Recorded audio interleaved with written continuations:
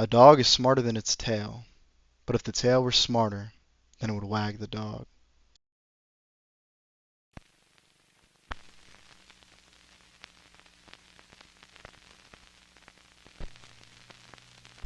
Wag the dog, along with being an uncommonly used idiom, is a 1997 political satirical, and I say satirical with air quotes. I know you can't see me, but I promise you I do, film which stars Robert De Niro as a spin doctor.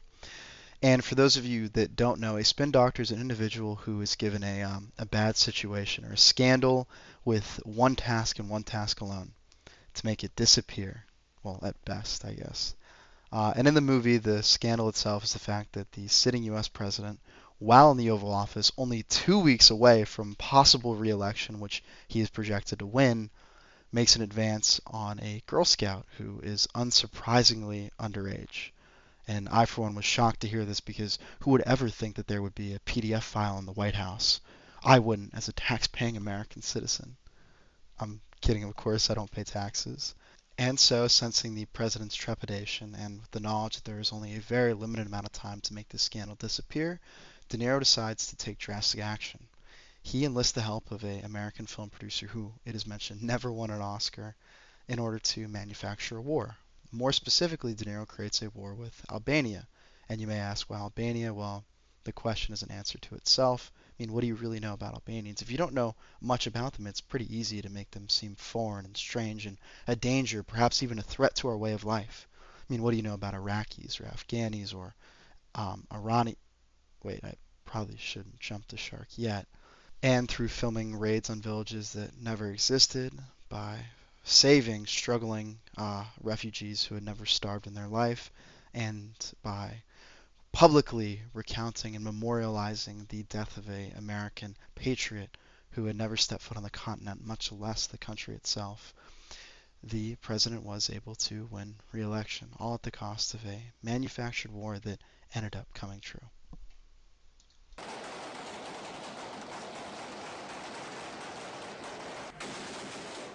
The concept of manufactured war is not a new one. I mean, it's been around since before the Peloponnese.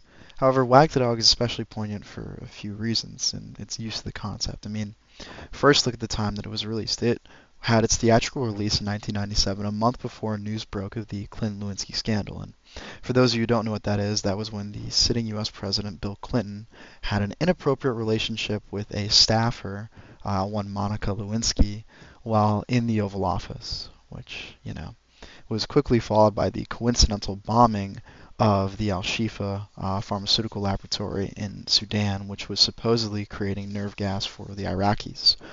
Or the fact that on the same day that the Clinton impeachment began as a result of the aforementioned Clinton-Lewinsky scandal, which was the 19th of December 1998, Operation Desert Fox began, which was a 4-day bombing campaign of Iraq.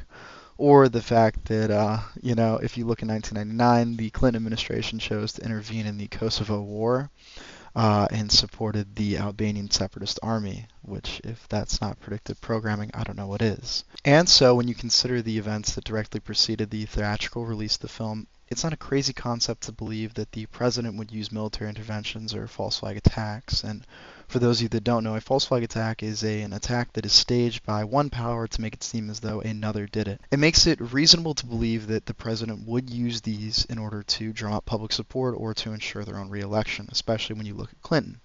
However, that does not do the concept of manufactured wars justice. You see, where Wag the Dog fails, and I do think it is a great film, it makes it easy to put the blame on one individual, when the truth is that manufactured wars arise from the complicit greed of, well, the power elite. The power elite, as coined by C. Wright Mills in his 1956 eponymous book, The Power Elite. And for those of you that don't know, C. Wright Mills was a professor at Yale, which is where he got inspired to write this, is three groups of individuals which come together to create the American oligarchy. And he makes a point to note that there is no one group that rules America, but if anyone does, it is this coalition. And this is a decentralized organization because it's like you're not born into it. It's not hereditary. I mean, you are to an extent, but it's a revolving door of each one of these classes. And this is in no particular order.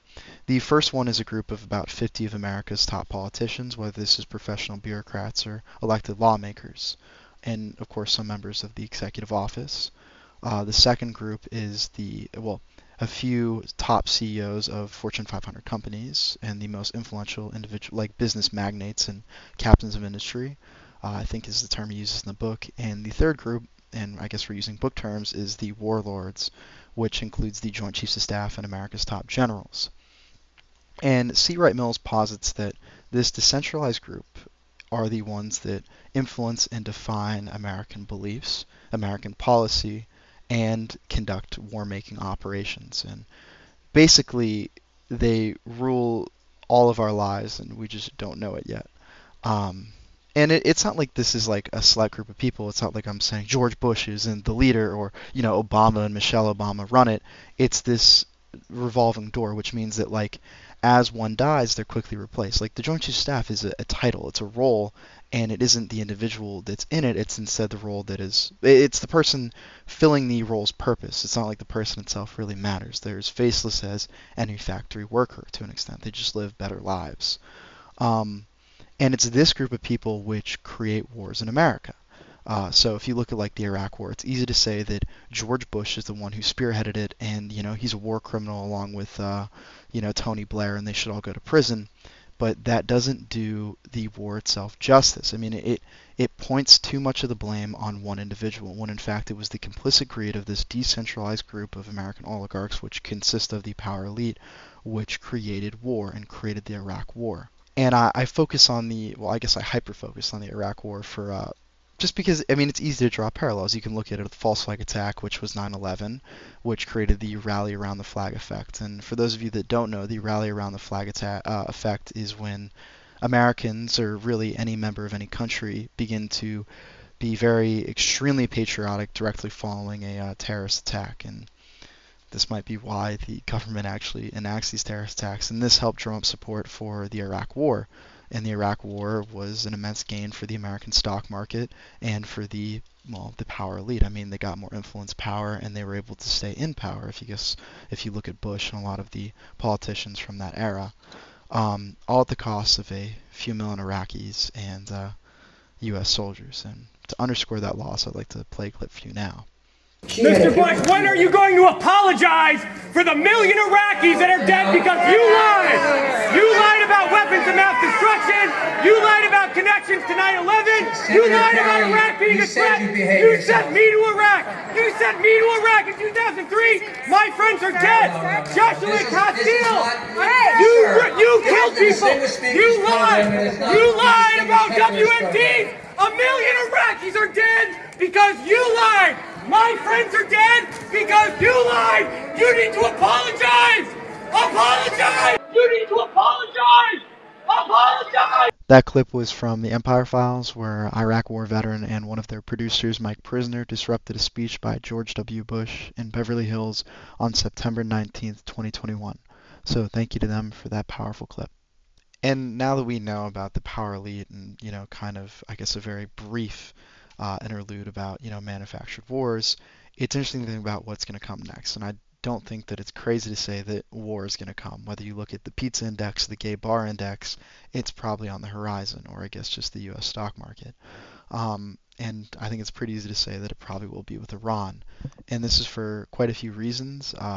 Whether you're looking at how Iran is currently being armed by Russia, or the rising tensions between Israel and Iran, or the fact that, we recently had 2 U.S. soldiers killed in an Iranian strike. That's probably where we're headed next. And although blame should be pointed at the politicians who are going to enact this pointless and baseless war in order to see monetary benefits in a stock market that is currently in a massive debt bubble that eventually will implode, whether it's in our lifetime or not, and I think it will be, it's hard to say. And it's people that have immense amounts of wealth and who will never see their own sons and daughters die, yet they wish to see more of this imaginary money, which they will never ever touch, go up simply at the cost of other people's lives. That's really where blame should be placed, I guess. And that's kind of the point of this video, is to say that manufactured wars occur not as a result of one individual, but this decentralized power elite, and that when you see this war coming, you should wonder who really stands to benefit, who really stands to gain, and what price is really being paid, and what is the result, and how long can this go on for, if at all. That's all. Thank you.